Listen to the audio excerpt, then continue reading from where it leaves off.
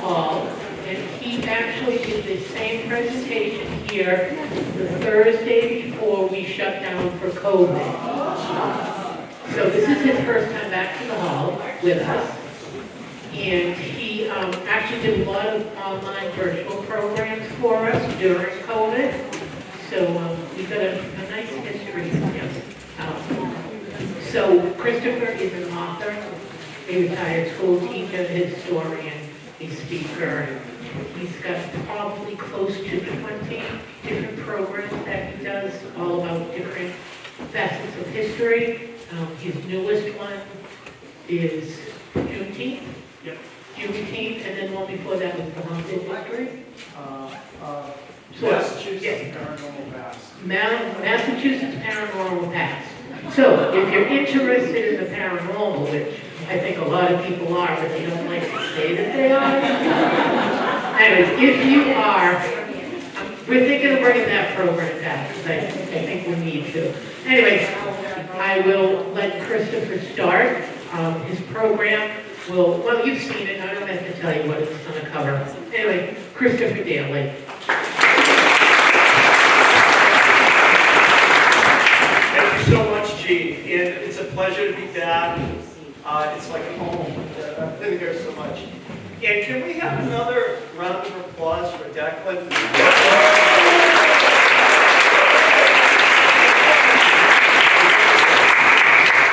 So, my name is Christopher Daley, or Odala, before they changed it. And I'm here to tell you about the Irish in Boston. Let's get going. So, just for the interest of brevity, if you have any questions or comments, let's hold them to the end. We can have a little discussion at the end, or not, whatever you want to or not. We're all Irish, so I think we'll probably be here till what? So, contrary to popular belief, the Irish were not the first in Boston. Of course, it was the Native Americans, but when we Europeans talk about the first, we talk about ourselves. It was the Puritans. And in 1630, a fleet of about 30 ships arrived in Boston, what we call Boston today. So who were these Puritans? You go to school, you hear, oh, they came here seeking religious freedom from what, from who? Our public schools aren't very good at teaching history. I know, I was a history teacher. So, here's the story of the Puritans. Now, Henry VIII, as we know, broke away from the Catholic Church and created the Church of England, the Anglican Church. The Protestant Church. This is after Martin Luther, who was the first one to break away and did it. And you know, if you went into an Anglican church, you'd think you were in a Catholic church.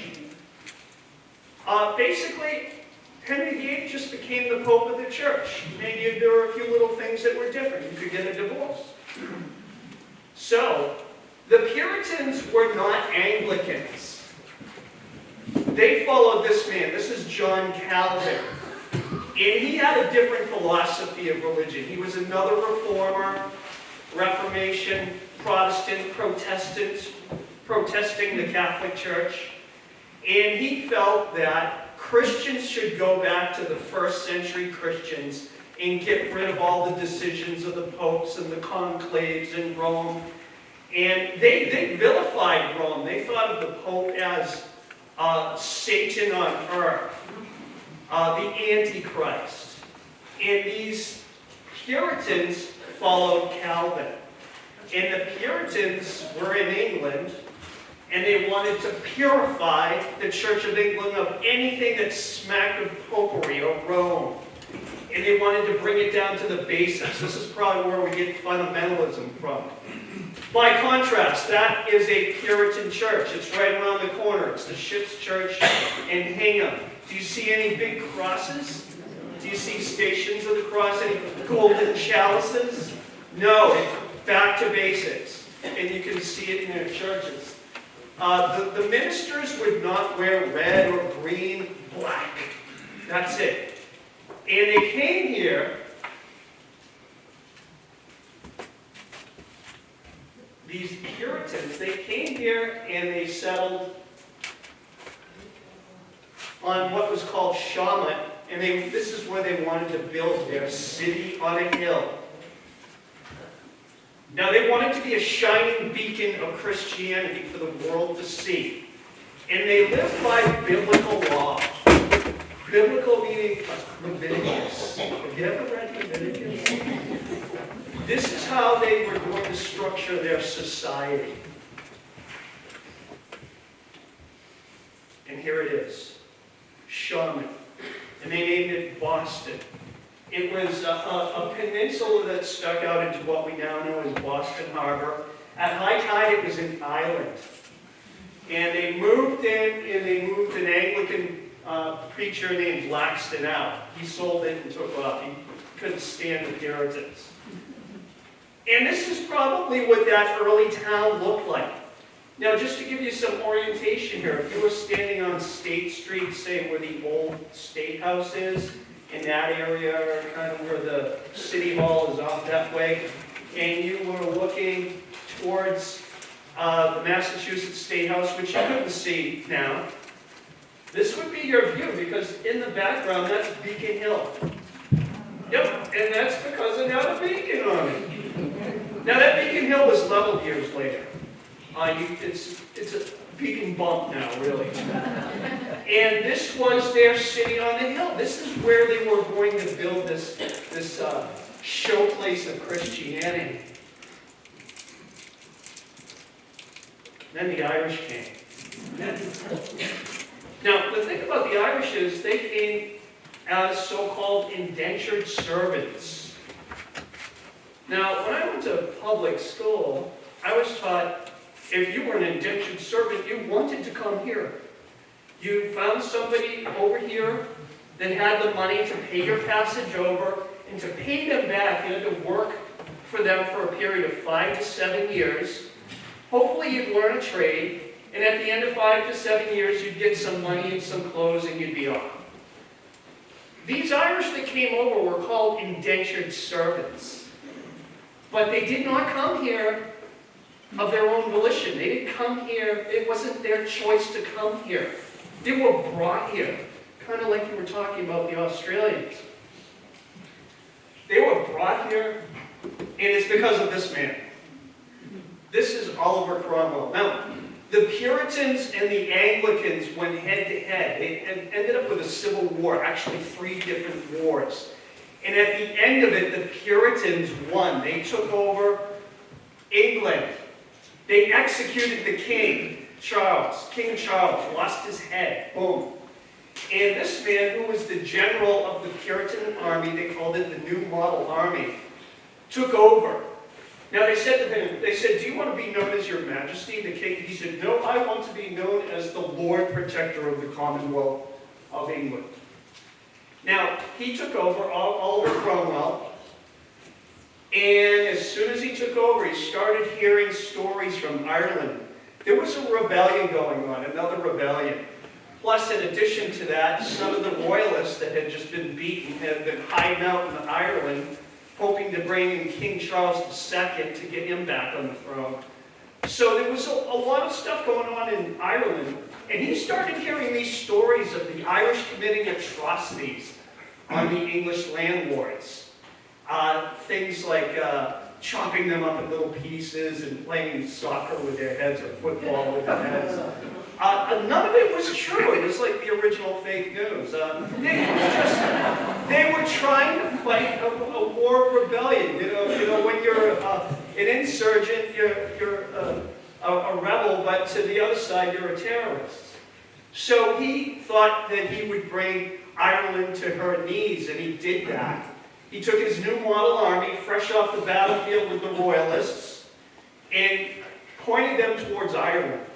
First place he stopped was the medieval walled city of Drogheda. And his army surrounded, he was actually the leader of the army, surrounded the city, and they sent a letter in saying, you need to surrender. And the surrender was rejected. And another letter was sent saying either surrender or there'll be no quarter. Do you know what that means, no quarter? If we have to go through these walls, we're taking no prisoners, everybody's dying. And they still rejected it. So they blasted through the walls of the old city. They came in and it was just a bloody massacre. They killed the soldiers, they killed civilians. There's stories of Cromwell's soldiers chasing people up into a steeple. And then they said, okay, if you give up, we'll let you go. And then they gave up and they killed him anyway. So this is how he came in to subjugate Ireland. And then from there, he went on to Wexford. Notice the numbers going down. They probably heard what happened in Drogheda. And finally, Waterford. And by that time, Ireland was on her knees, and they were again under the thrall of England. Now, I guess that wasn't enough for him. After this, in the 1650s, after this, 100,000 Irish children were plucked from their parents' arms and sent as indentured servants into the West Indies, Virginia, and New England. In addition to that, thousands of men and women were abducted and sold as indentured servants in the Americas. Now, when I was doing research for this, I was researching and I saw the correspondence between the Puritans in England and the Puritans here, and how they were kind of saying, okay, we've got a group of 40 coming in. How do you want to dole them out? Who's going where? And this is how they came.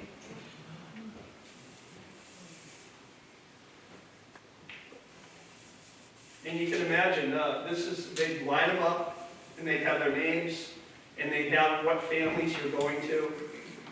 And I always look at this scene as they're ready to get divided and sent to the families that they're supposed to be servants for. But you know what a lot of these Irishmen and women did as soon as they got here? They ran away. Yeah. And I find this very interesting. This is a runaway slave act. Look at this.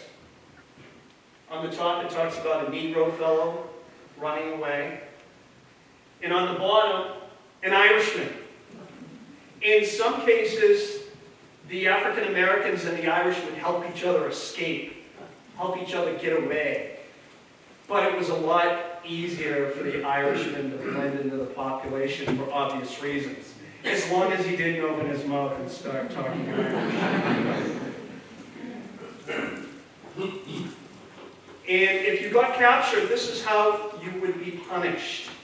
In the stocks, the pillory. Now this doesn't look too bad, does it? You might get a suntan. Yeah, have a nice day. You don't have to go to work. This is a little bit sanitized. This is more what it would be like.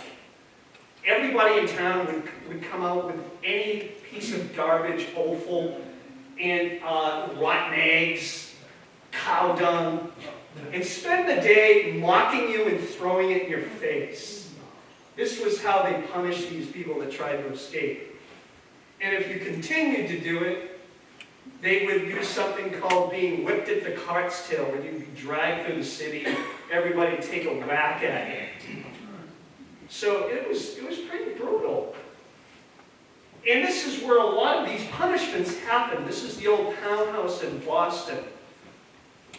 You might know this location. The building, of course, is not there anymore, but this building is here. Yeah. So next time you go to see where the Boston Massacre was, there's something else that happened there before. So let's talk about the Scots-Irish.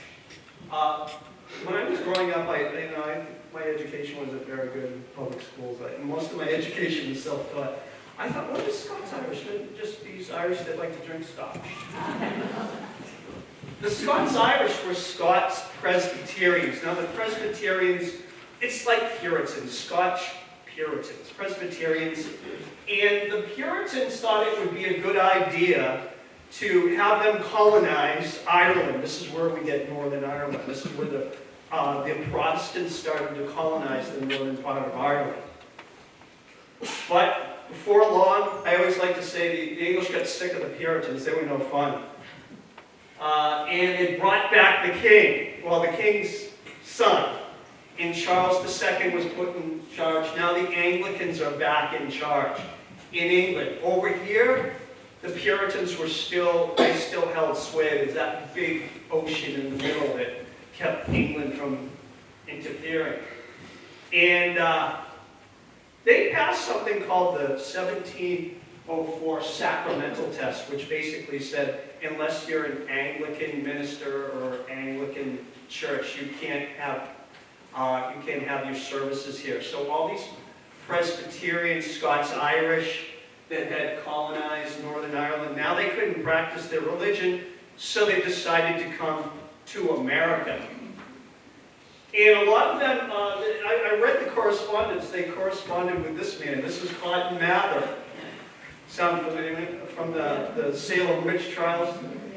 Now Mather, in his letters, was very nice to them. He made the connection that they were fellow Calvinists. They believed in the same type of religion, brethren. Come on over, we'll welcome you, we'll welcome you. When they got here, they found out it was quite different. When they got here, they basically said, well, we'll let a few of you stay here in Boston, but the rest of you, we want you to go to Maine, we want you to go to New Hampshire, Western Massachusetts, as kind of a buffer between us and the natives. So here's an example. They did establish a church in Boston, and this is what they called it, the Church of the Presbyterian Strangers. And this congregation still exists, although the building is no longer there. This is what's there now. Does this look familiar? I couldn't get the whole thing in there, so I did The congregation still exists, but they moved their church over to the edge of Boston Common. It's now the First Congregational Church of Boston. It will appear. Is that what it is? So these Scots-Irish, they were fellow Calvinists, but they were still Scottish.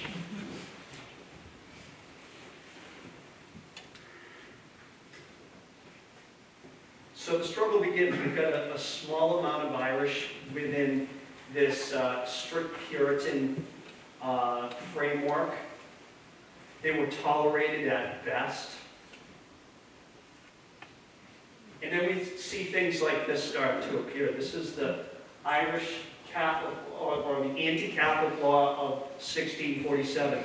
Let me read this. This is fantastic. Death to all and every Jesuit, seminary, priest, missionary, or other spiritual, ecclesiastical person made or ordained by any authority, power, jurisdiction, derived, challenged, or pretended from the Pope or the See of Rome. Now, the reason they did that, there was a rumor that there was a Jesuit priest running around holding mass in people's basements out in the woods. So what this is saying is, Catholicism is outlawed, basically, here in Boston. You did so at risk of death.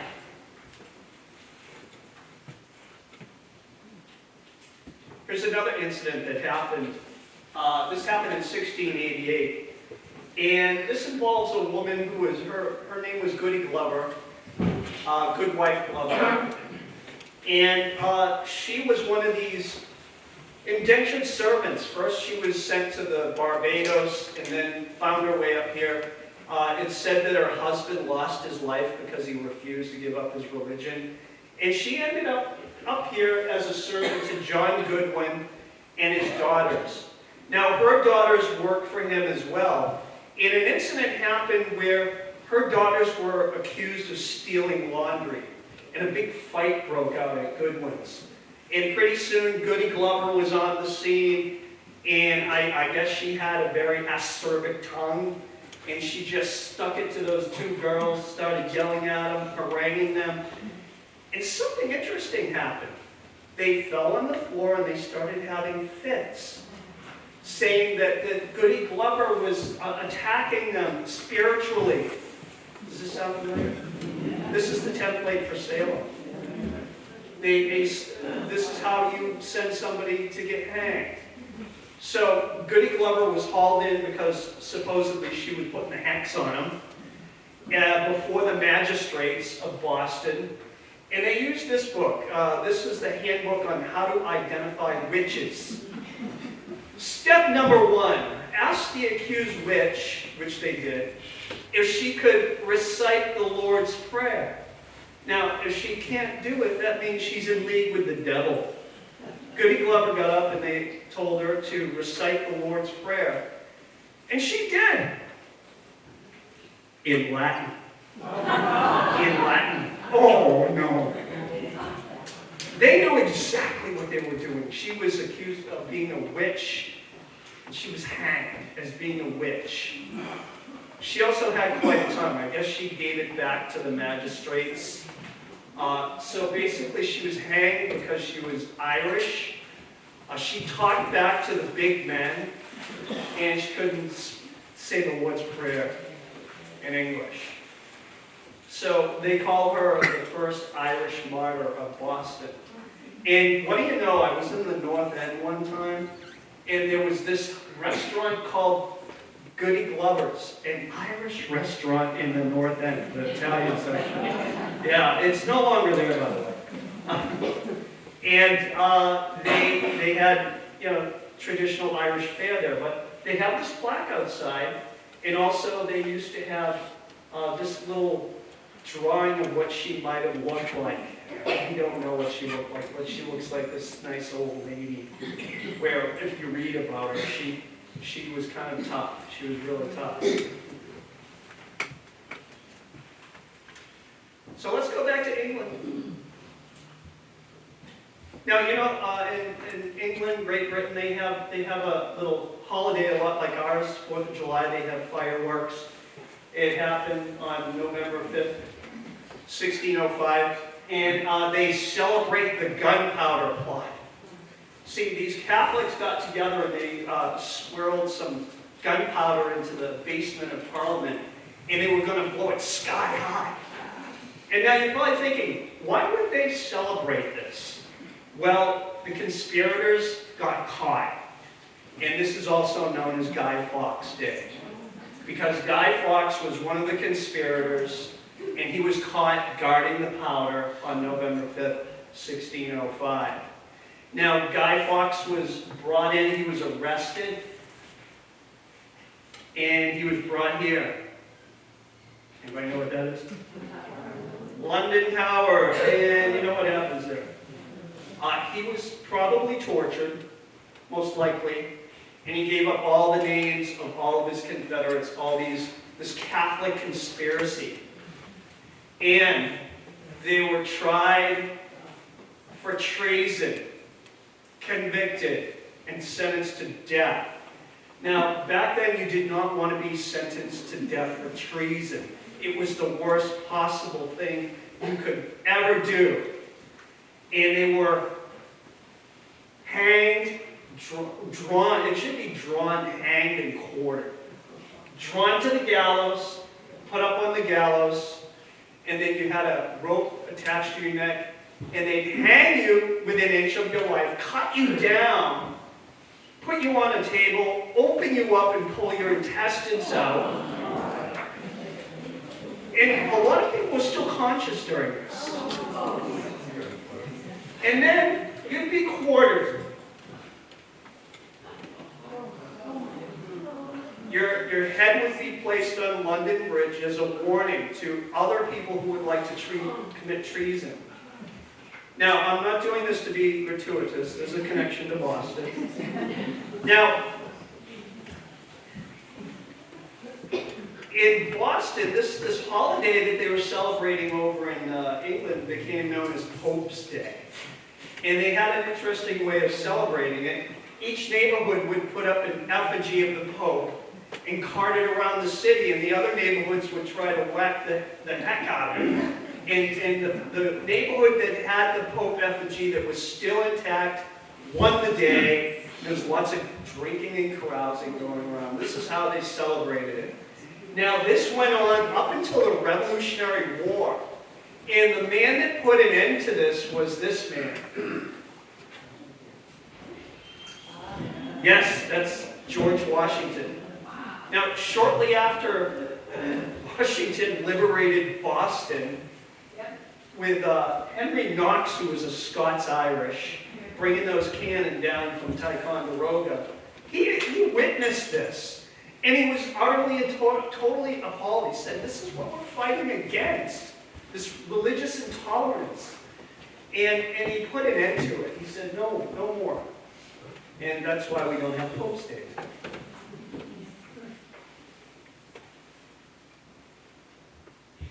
So after a while, things kind of cool out a little bit. The Irish begin to emerge, come out of the shadows, so to say. And here are some firsts.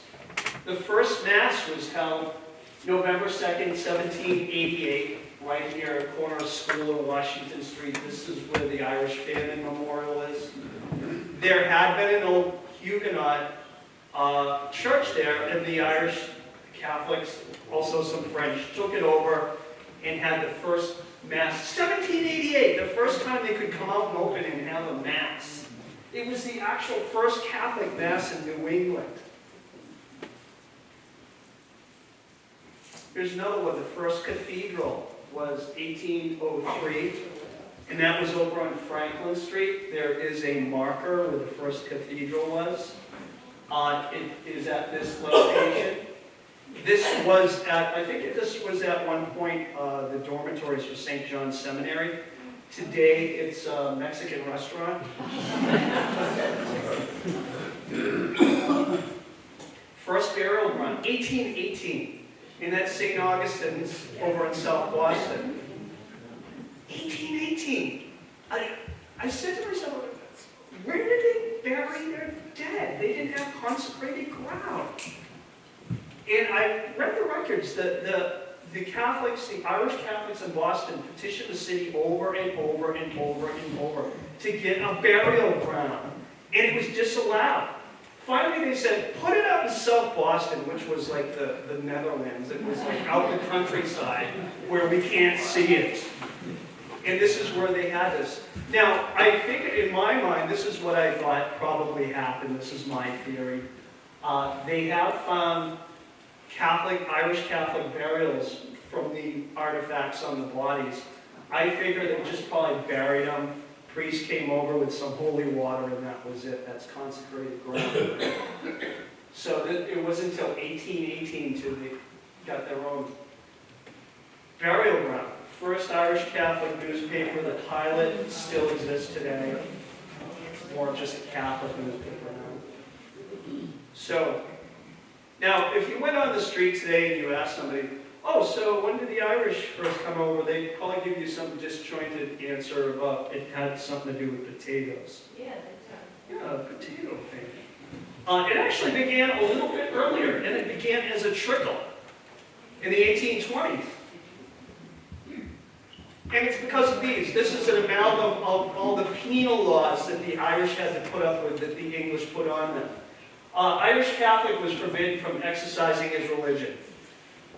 Couldn't receive an education, couldn't enter a profession, couldn't vote, couldn't be guardian to your own child, you couldn't attend Catholic worship. All these things, it's basically stripping the human rights away from the Irish Catholics.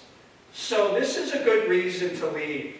In addition, if you were talking about how a lot of the land was taken over by English landlords and they'd be living on their old land, if you still own land, they passed these laws. If you're Irish Catholic, you can't cultivate it. You can't cut hay, you graze animals. Basically, you can't do anything with your own land except for one thing. Sell it to an Englishman. And a lot of them did, and a lot of them got out. And this is in the 1820s. Now here's Boston, just to show you the small influx before the flood. Population of Irish in 1820 was about 2,000. 5 years later, it was 5,000. And by 1830, it's 7,000. And this is in a city of about 61,000. So now you're starting to get more Irish And you still have that old Puritan class. Now we're calling them Yankees. And there starts to be friction. Here's some early conflicts. There were a lot of conflicts, but I picked a few out that are kind of interesting. Now this is the Ursuline Convent. Its location was in Charlestown, which today is Boston, but back then it wasn't. But it's close enough. Where it actually happened is actually now in Somerville, because the borders moved. But this was a convent, and it was also a school for girls. And the girls that went to this school were Yankee girls, not Catholic. This wasn't a Catholic girls' school. For some reason, the Yankees sent their daughters here because they knew they could get a better education here. They taught the classics, they taught music. Now, some things started to happen here. This is Rebecca Nurse, and she was one of these Yankee girls, or of Puritan stock, you might say, that went here, but she was not of the Beacon Hill type Yankee. She was from the other side of the track. Her family was poor, and she went here on a scholarship. Now, from what we know about Rebecca Reed, is that she seemed to enjoy her studies. She was actually on the move to convert to Catholicism, and she wanted to become a novice, which is somebody that's going to become a nun. And then she abruptly left the convent, and then this book comes out. It was a manuscript, but it made the rounds. And basically, she did a total 360 here. She said that these nuns torture the girls. They brainwash them into becoming Catholics. There's also, she had all these, they have chains in the walls in the basement. They keep people there and they torture them and all this. None of it was true. None of it was true. But this got out into the general public, and people started talking, what's going on in that evil convent? Convents have always been suspects. The Yankees have always, what's going on in there? There's some kind of strange thing going on in there. And then this happened. Sister Mary John, she was a music teacher, and she was teaching her class, and I think something got out of hand, and she flew off the handle, threw her baton on the floor, and walked off.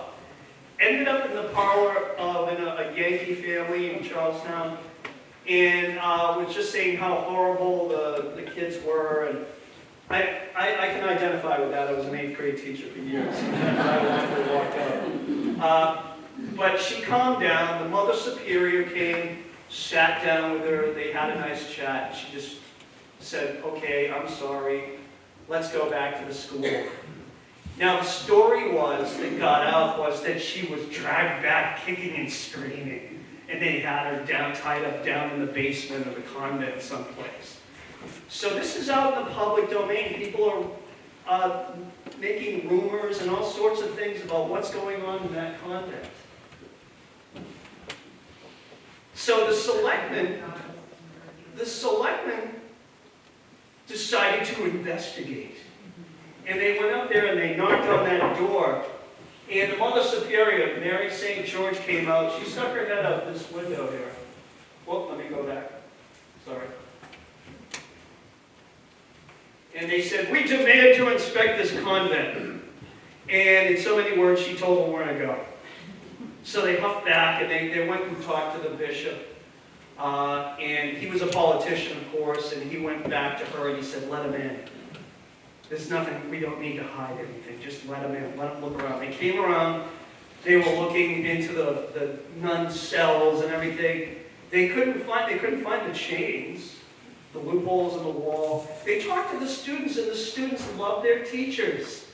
They weren't being brainwashed. They believed in their own religion, and they loved the education. Everything was great. What did the selectmen do? Did they make an announcement in the paper? No, they didn't do anything. And it continued. People are still, rumors, what's going on? And then this guy comes to town.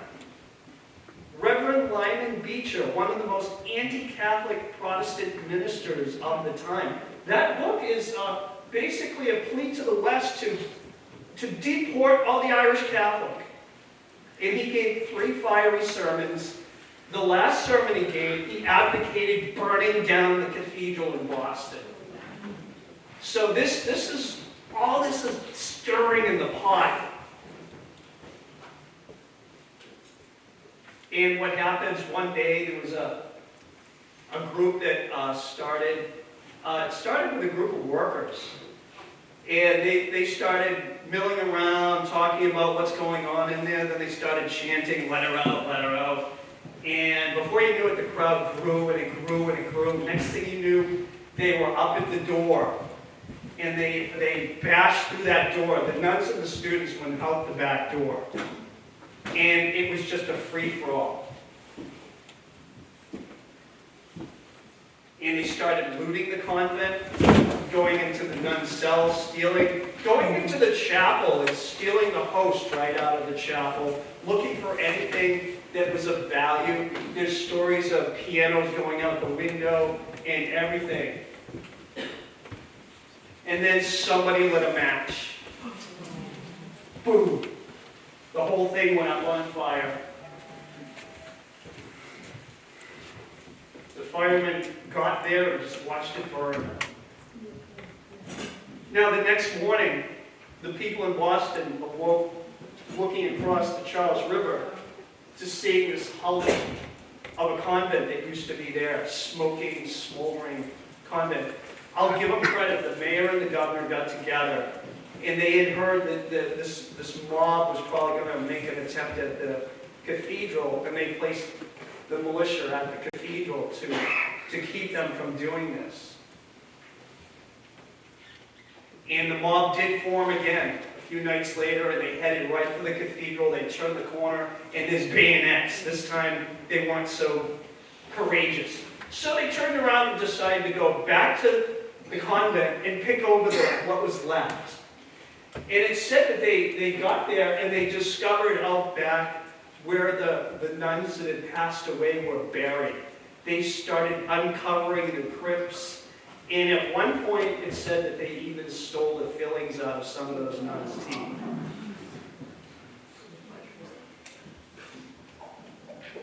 And you go there today, nobody knows this happened.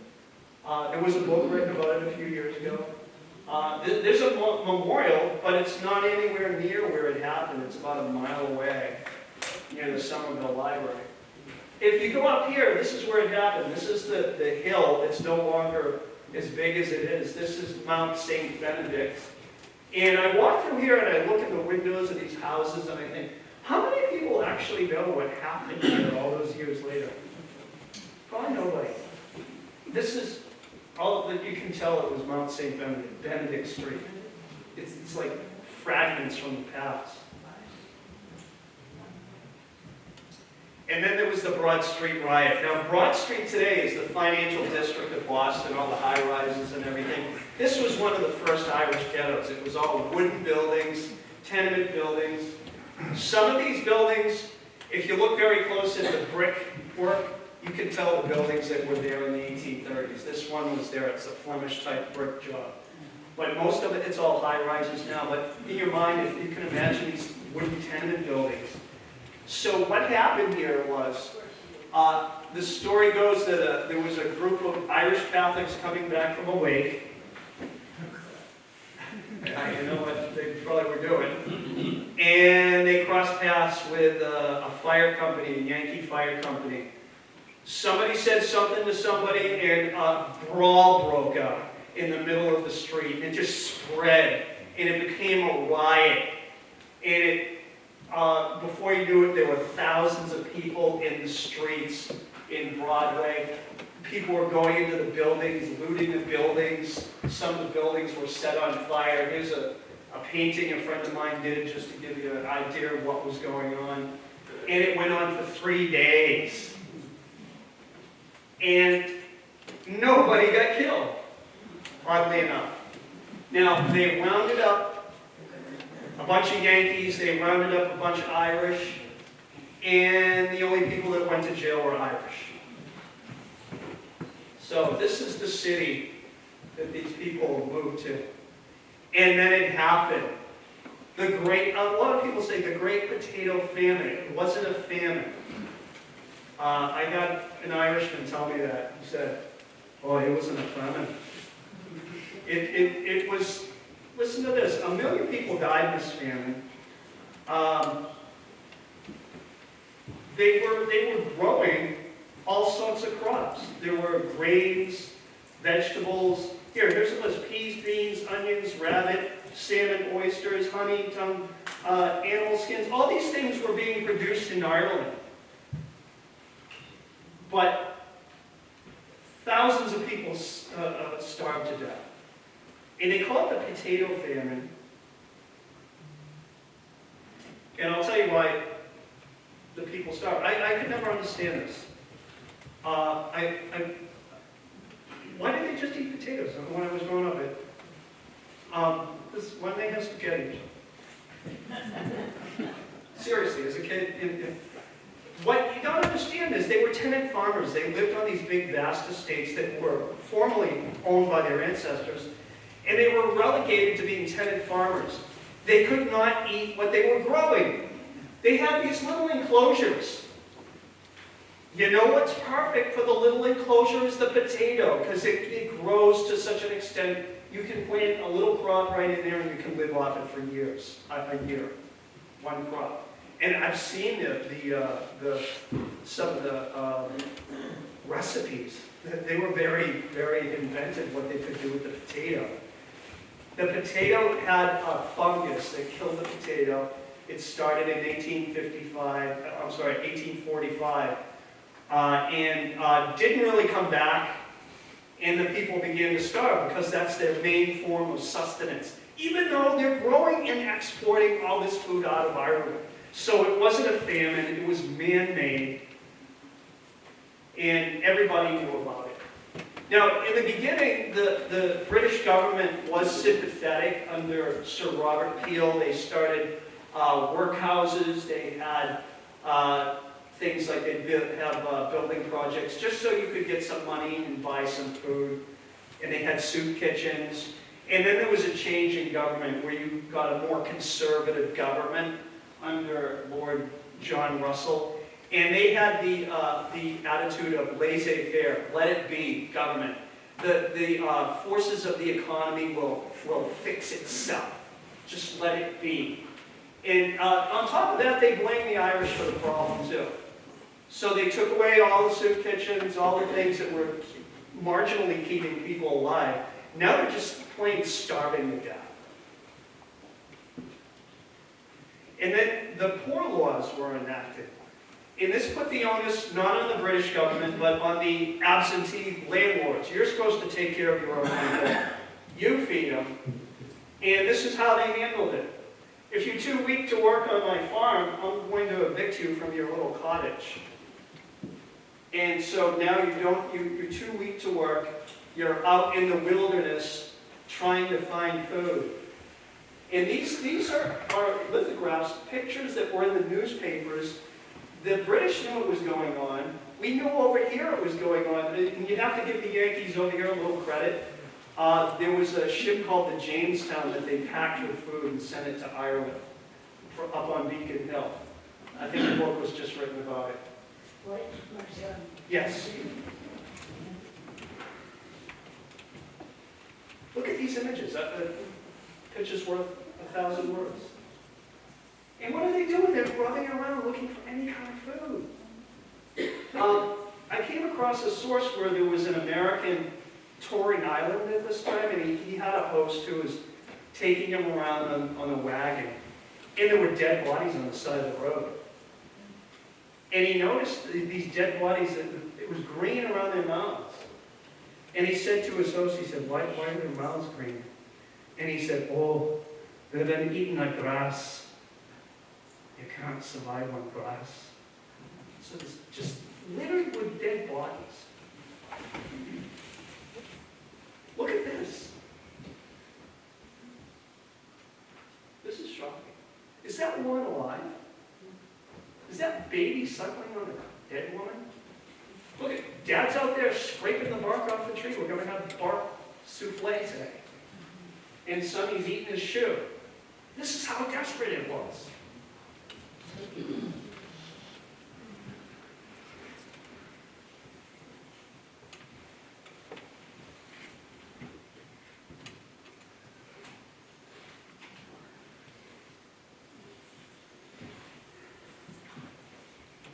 So in the end, 1 million died.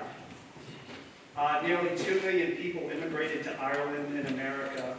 Another 750,000 to Britain. The population of Ireland dropped 25%. I don't think it's ever regained. Yeah, it's never regained the population it had. 75% of Irish soil was devoted to farming for tenant farmers.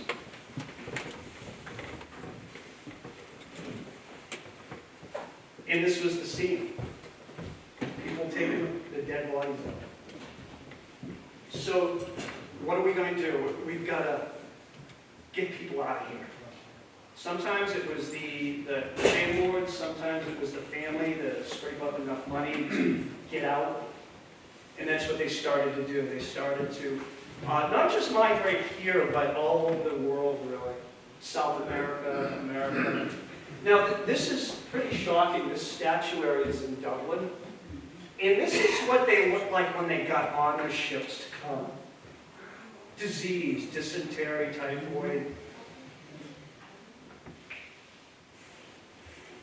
And they came on these rickety, cheap ships. And they called them coffin ships, aptly.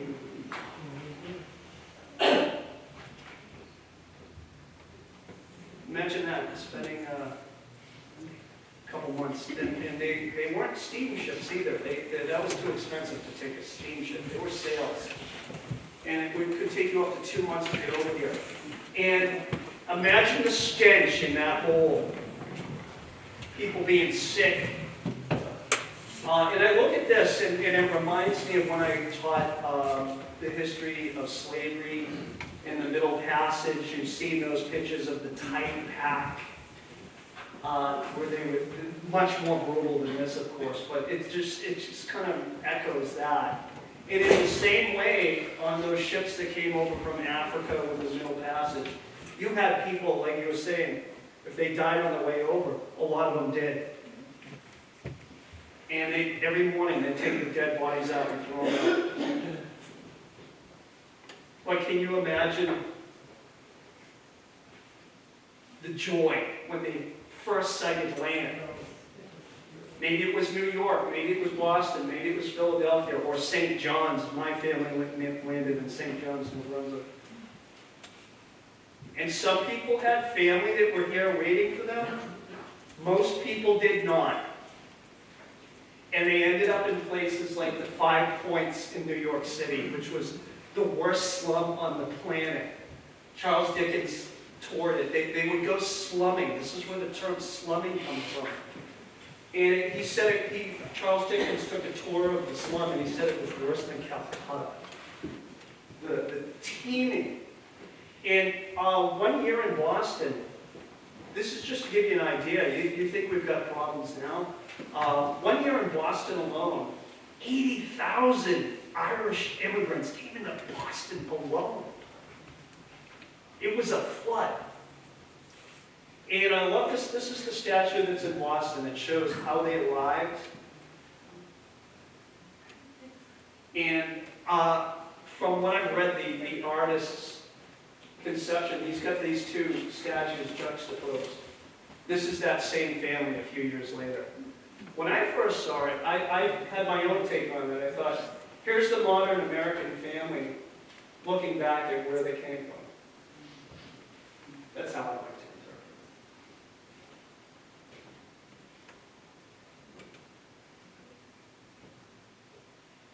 interpret. And the streets weren't paved in gold either.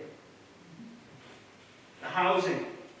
The neighborhoods that they settled in was the Boston waterfront along the Battery March, Broad Street, the North End, East Boston. South Boston wasn't even a thing yet. The north end was Irish, you believe that? East he was too. This is a photograph taken from a hot air balloon of Boston, I believe, in the 1850s. It's much different today. Obviously, it was mainly wooden buildings. And, I found that a lot of these buildings in the north end of Boston are the original buildings that they moved into, but they've been bricked over. But originally, they were wooden tenements. So the conditions were horrible. It was already crowded in Boston. They were stuck in sheds, barns, stables, low-ceiling garrets, basements, cellars under the most unsanitary conditions available. One survey showed in a neighborhood 67 toilets in 118 houses inhabited by 540 immigrants. 17 of those were out of order. One sink might serve a whole stinking tenement. One outhouse might serve a whole neighborhood. So, they came here sick, and they stayed sick because of these conditions.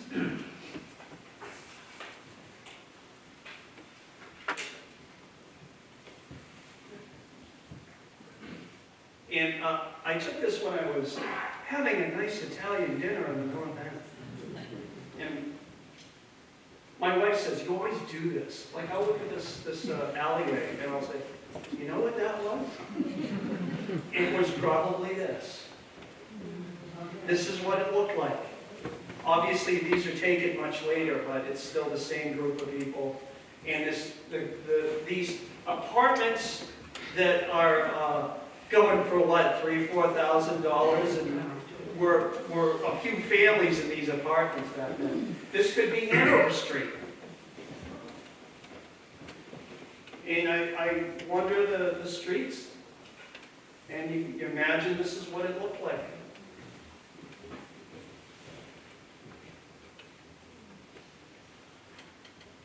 Now, what were the work opportunities? Most of these people were farmers. And there wasn't much, especially for women. You could be a domestic, you could be a maid, or you could be what they call the scrubber woman.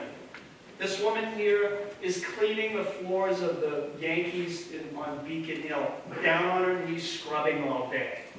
That's what the women did, and they had to work too. Now, there were much more opportunities for men. You could be a waiter. I found that the barber market was already taken by the African Americans, so if you were Irish, you could not be a barber. You could work in a grocery store. I guess this is the equivalent of modern-day 7-Eleven.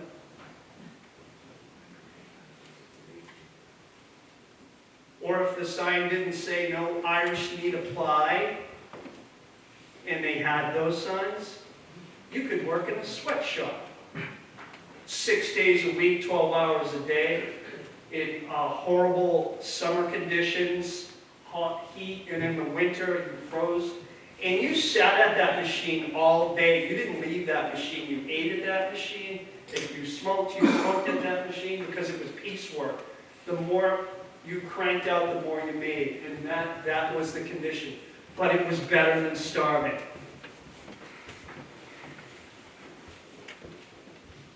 And this is what Boston looked like back then. This is, I guess, before the EPA.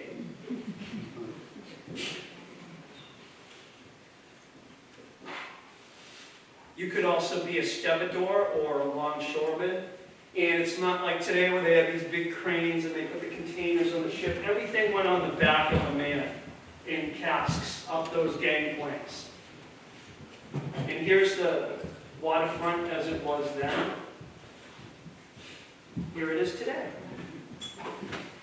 And you could be the quintessential ditch digger, blacklegs, muckraker, and a lot of men did this. And these are actual pictures of men working in Boston. And a lot of these men worked themselves to death. A lot of them died before they were 50. We're going to be hearing about some politicians All of them had that in common. Their fathers died early. That's Park Street, by the way. And you know, it was the Irish that built Boston, and this is where it started. This is the leveling of Beacon Hill to fill in the watery areas in Boston, and it started in the 1820s. So here's what the Puritans gave us, and this is what we did to it. Filled in the mill pond with Beacon Hill, and that was all. That's picks and shovels and carts, hand carts. All these areas were done with Irish labor. The South Cove, Great Cove. You know, I was in Chinatown the other day and I saw a beach street. And you think of Chinatown smack in the middle of the city. That went to the beach at one point. And of course the West Cove and famously the Back Bay. By that time they had steam shovels, but it was still Irish labor that was building the city. So this is what the Irish did to the city.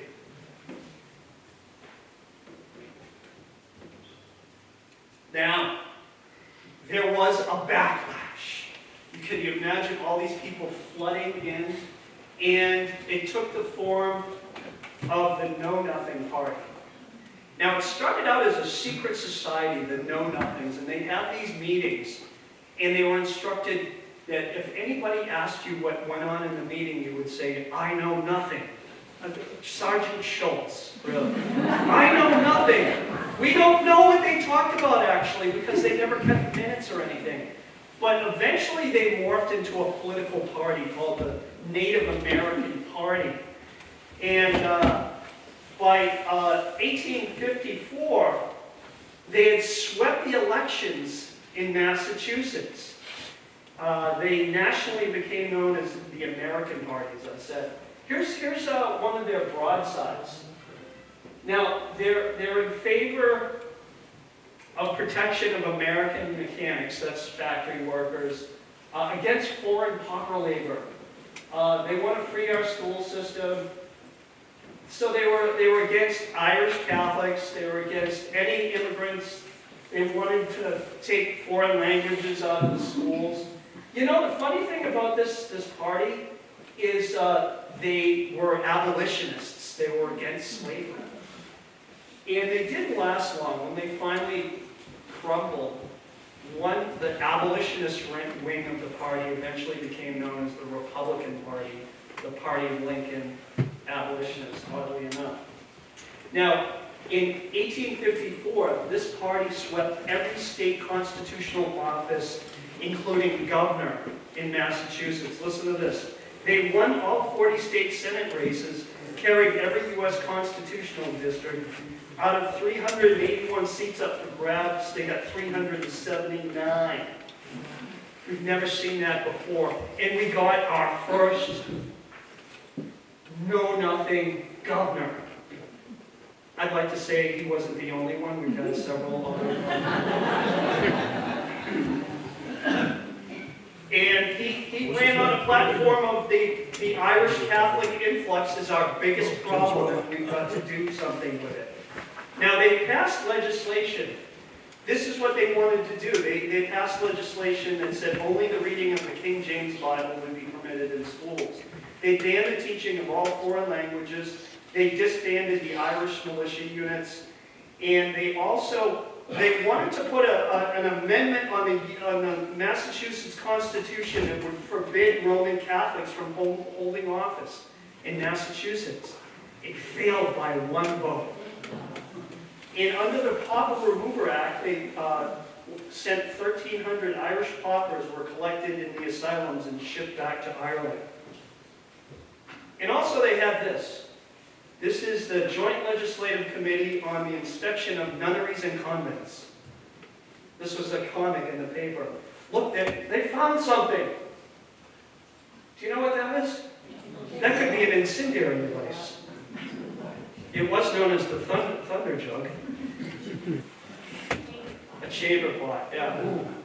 And what is this? This is a crucifix.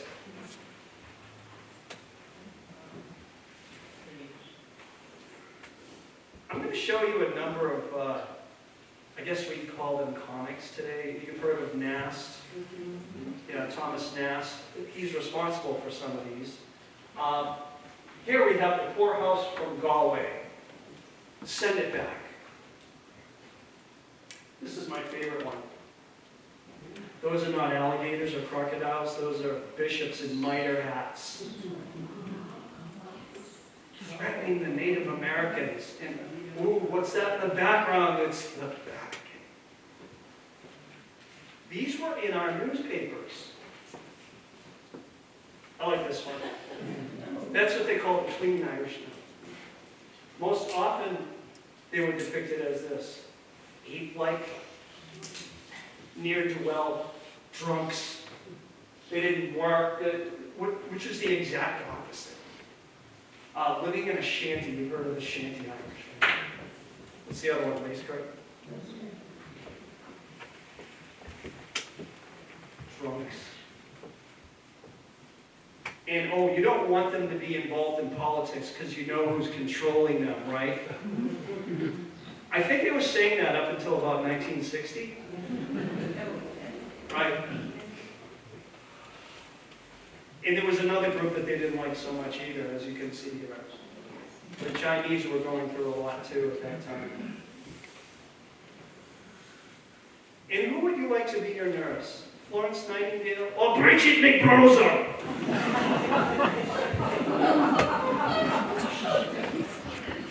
This one's in the newspaper. Here we are, Lady Liberty grabbing this dirty Irish. This is how people felt. And you know, eventually the Irish had enough. And they started to organize politically. Now these three men here were the beginning. I'll start with Patrick Maguire. He's really the first one. He went through a lot of these things where they were being attacked and everything. He was self-educated. He went to the library, learned a lot. He eventually went to Harvard. And he started something called the Young Men's Democratic Society. And this was a society to help newly arrived Irish. If you need to get a house, you need to get a job, anything like that, he would help you. Now, his major goal was to start to get the Irish into politics, into government positions. It started out like just dog catcher or a lamplighter. Get in there, get a job. Before you knew it, you started seeing Irish policemen. And then you started seeing Irish councilmen on the mayor's council. And before you knew it, we saw our first Irish Catholic mayor. That was Hugh O'Brien, 1885 to 1889. Now I call this the age of cooperation because some of the more liberal Yankees worked with Hugh O'Brien. They called him a clean Irishman. That's what they called him. And you couldn't work with Hugh O'Brien. And then eventually Patrick Collins was the second Irish Catholic mayor of Boston.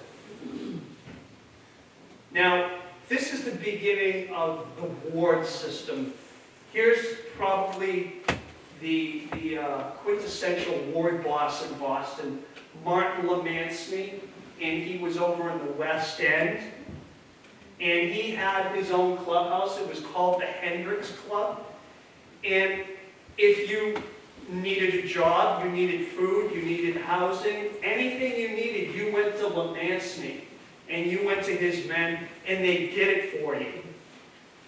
Now, it wasn't free. He asked you to do one thing. Vote. When LeMancy said, vote for so-and-so candidate X, the whole West End would vote for candidate X. They were becoming pretty powerful with this ward system. And these clubhouses started popping up all over the city. Now, LeMancy had some proteges here. This is a gentleman by the name of Johnny Fitzgerald.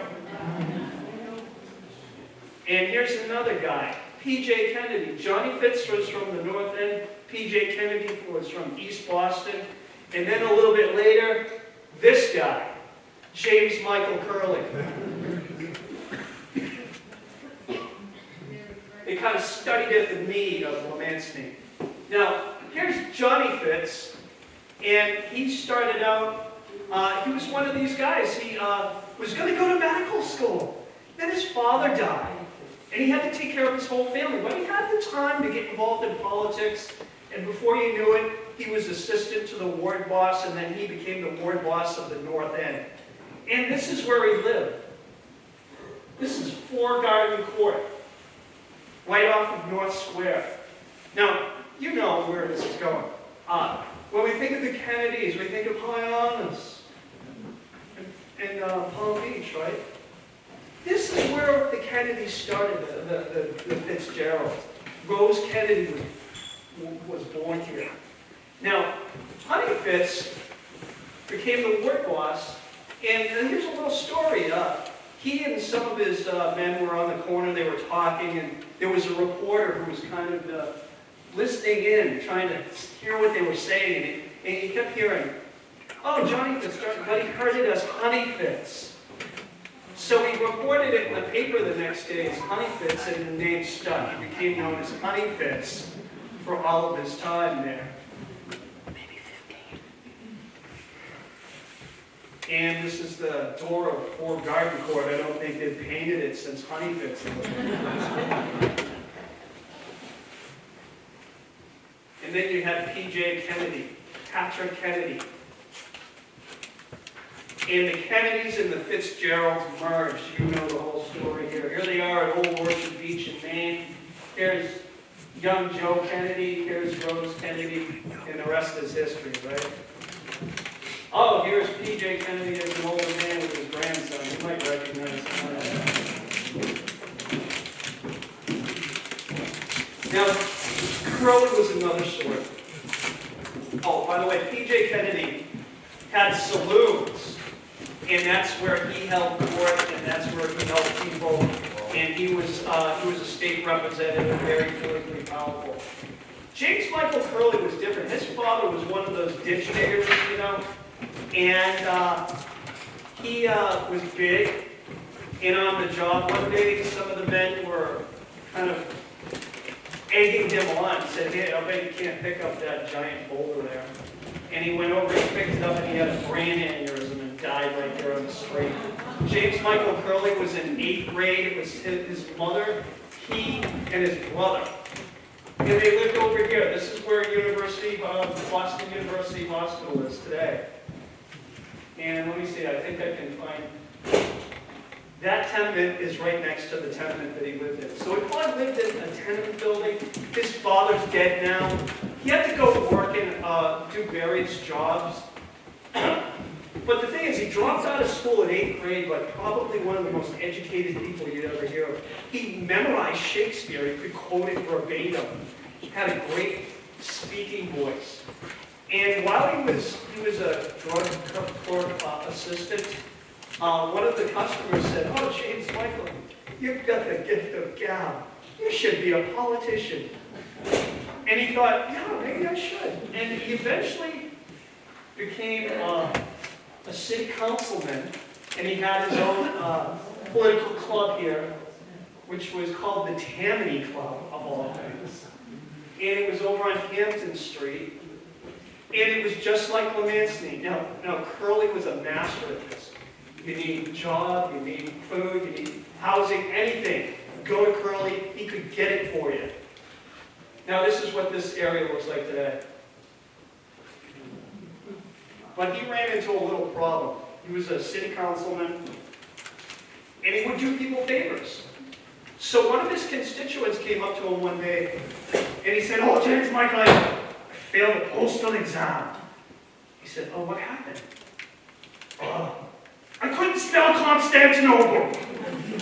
And you know what Curley did? He said, "I'll fix that for you." And the next time they had that postal exam, he went in and masqueraded as this constituent and passed it with his 8th grade education. He and his brother both did it. And they got caught. And he went to jail for it. And you would think, you never hear about this guy ever again. He's crooked. And you know, mayor 4 times, governor, congressman. And every time he ran for office, people would throw that in his face. "Weren't you put in jail?" And he'd always say the same thing. He'd say, "I did it for a friend." And that just solidified him with all the people, because they knew he wasn't just giving favors. He was willing to stick his neck out and go the extra mile. elected over and over and over. James Michael Curley. We'll hear about him in a minute. Some more about him.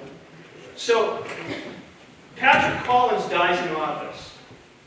And Martin Lemancini has somebody all lined up, ready to go. But you know what? Fitz wants to be the next mayor of Boston. And here's his club. This is over on Chandler Street in the North End. And he went against the machine. He went against Lemancini. And you're not working with the Yankees anymore. They're working just with the Irish. They're blaming all the problems on the Yankees now. So that was his tact. And he got himself elected the third mayor of Boston. And he ran on a ticket of bigger, better, busier Boston, and he did that. He brought a lot of business into Boston. He was a great mayor. People could get along with him well. But these displaced Yankees, these old Yankees up on Beacon Hill, weren't happy because they've been cut out of it now. So they started attacking him and saying that he's crooked, nepotism, graft, all this stuff. And they formed an association called the Good Government Association. Curley would later call them the Goobers. And they started attacking him, and he did not get elected the next time because of this. And this is where he was mayor. This is the old city hall. And beautiful. It's still there. Did you know they wanted to tear it down in the 1950s? This is what replaced it.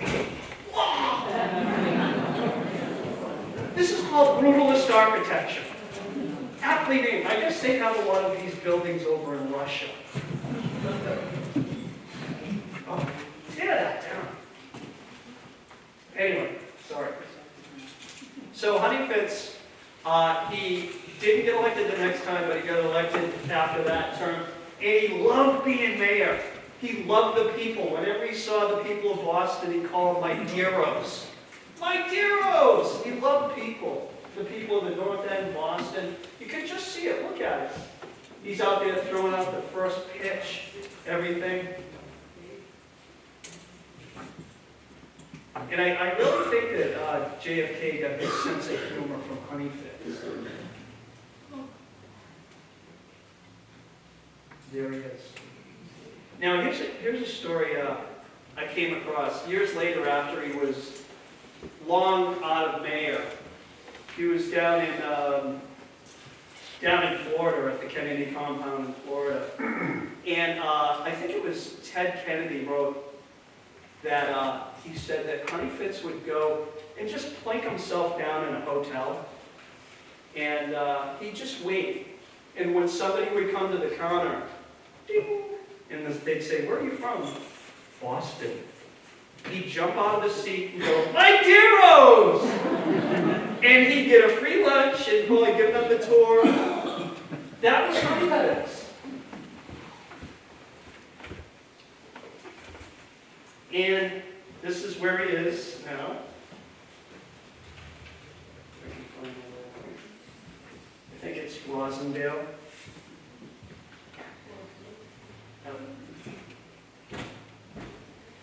And there was another memorial to him. Did any of you remember this memorial? The John F. Fitzgerald Highway. Yeah, which has since been replaced with the Rose Kennedy Greenway. Well, here we go. Here's the end. We have the mayoral race of 1913 Fitz. Mr. Curley against Mr. Fitz. And the early straw polls indicated that Fitz was way ahead. Of course, there's this ne'er-do-well city councilman who wants to come in and be mayor. And something happened. What happened was, now Fitz, when he campaigned, he was like a ball of fire. He'd go to all these organizations. If the Elks Club was having a meeting, he'd be there. If the baseball league was it, he'd be there. There were times where he would show up at wakes, and he'd glad hand everybody and went out the door, and people would go, "I didn't know your husband knew him," and the wife would say, "He didn't." So he was leading. And at the end of every day, every campaign day, Honey Fitz would end up at this roadhouse outside of Boston. Now, Honey Fitz was not a drinker, but he sang a mean, sweet Adeline. And also, he'd often dance with this young cigarette girl named Toodles. Toodles Ryan was her name. And one time he was on the dance floor dancing with Toodles, and he gave her a kiss on the cheek. And guess what? One of Curley's operatives was in the room and saw it. Before you knew it, there was a letter sent to Honey Fitz's house about this indiscretion. And can you imagine it? Honey Fitz comes home and there's his wife sitting on the steps with young Rose with this letter in her hand, like Ricky Ricardo. You got some splaining to do, mister. He explained. He said, that's that Curley's, he's playing dirty poker, and I'm not going to put up with it. I'm going to stay in the race. So that's what happened. And Curley, can you imagine Curley? He's reading the newspapers. He is ready for Honey Fitz to drop out, and he doesn't. So he goes to plan B. He puts an ad in the paper, and it says that he's going on a lecture tour, and his first lecture will be Great Lovers in History, Cleopatra to Toodles. And the next lecture would be Great Libertines in History, Henry VIII to present. So Honey Fitz saw that he was going to get his name smeared in the press, and he dropped out. He probably said, I'm dropping out to spend more time with my family. And he dropped out, and by default, James Michael Curley became the next mayor of Boston. I love this. This is like him, the gangster mayor. Now, this is what I'm going to call the good, the bad of Curley. The good Curley. Now, as I said, he was mayor 4 times, but not in a row. He'd be mayor for one term, and then 10 years later he'd be mayor again, because they'd forget how crooked he was. Which either loved him or he hated him. Here's the good Curley. He had Tammany Hall, where he gave people jobs, he found people homes, used his influence to get people jobs. Now, there's one story that comes out. Curley, once he went into office, gave the scrubber women mops. You're probably like, what's that? What's so great about that? He said, no woman should be on her knees unless she's praying to God. He gave them dignity. Also, another story that came down is that he'd also work late at night, and there'd be this drunk Mike that'd always be out there. And we know this from his chauffeur. He'd go and he'd give this man money every night when he was there. And there were no cameras. There was nothing there. And Curley, as you can see, this is him through the years. That's the good Curley. There was the bad Curley. He was as crooked as the day is long. And this is the example of it. He had this big mansion on the Jamaica Way. He got this his first term in office, and he no way could afford it on his salary. And then Goo-Goos went after him, and he would just say, oh, I have a business affiliation with a plumbing concern, whose name was Daley, by the way. And this is where I got all my money. And if anybody tried to say that he was taking bribes or anything, he'd sue them. And that's how he kept people at bay. Now, also, he had quite a temper, too. There's one instance where there was this editor who kept saying that he was crooked, he was taking bribes, this and that, and his name was Ed Wright. Now, he didn't back down. He didn't back down when he was sued. But one day, he was walking down Washington Street, and here comes Curley straight away. And Curley just went up to him and slapped him in the face. He was down on the ground, laying on his back. He said, I came to, and there's Curley swearing at me. Can you imagine Mayor Wu doing that? But he stayed in office. There was another time when he came in, he was supposed to go on WBZ, and a political surrogate was on the air bad-mouthing him. He went into the booth and started to pummel him on air. This was Curley. That's the bad Curley. Now, there's so many examples. Here's one example of how crooked he was. There was a roofing inspector, or a roofer, came to him for a job. And he said, oh, can you get me a job? And he said, okay, there's a school over in the South End here, go up. Now, what I want you to do is, here's how much it's going to cost, overbid the price. You know where the extra money went? So the guy's like, all right, I'll do that. He gets up on the ladder, he goes up, here's the school. The roof is perfect. So he goes back to Curley, he says, the roof's perfect. He goes, okay, just go up and make like you're doing something. And do that. So Curley was crooked. And by the end of his term, here he is in the 40s, 30s and 40s, he decided that he wanted to retire. So it said that he had 2 giant safes full of money, and he wanted to invest that. And the scammer got scammed. There was this group out of Nevada that said they had a silver mine, and they took him for a tour of the silver mine. What he didn't know was they stuck pieces of silver in the dirt, and they affiliated with him, and they made him vice president, and then they started bribing people in Washington and doing all these things, and Curley ended up getting convicted of mail fraud. Ended up in Danbury Prison in Connecticut. Now, he's the mayor of Boston, and he's in jail. Every politician in New England signed a petition to get him out of jail, except for one. A young PT boat captain, newly from out of state representative, John F. Kennedy. So, eventually he got out of that jail, and he finished his term.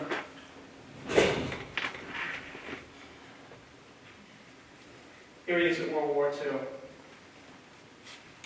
Finished his term. Then he decided to run for a 5th term. That's the number 5 license plate. There's a whole story behind that. I won't get into that. He didn't get elected. That was the last time. And then, all of his money's gone, and he becomes this sad figure, hanging around the State House looking for extra jobs. He approached Tip O'Neill, who was a young state rep, and he said, Tip, can you help me? I need some money. Tip knew everything. He knew the whole silver mine stuff. He said, okay, James, can you find some donors and raise some money for me? Sure, I can do that. I've got the connections. So he went and he drummed up a bunch of donors. But after a while, they'd come back and they'd say, Tip, I thought I gave you 20,000. Where'd the rest go? So Curley, he would have went out like that had it not been for a young author named Thomas O'Connor, who wrote a book called The Last Hurrah, which was a fictional book about this fictional Mayor Skeffington. But it was 100% Curley, and everybody knew it.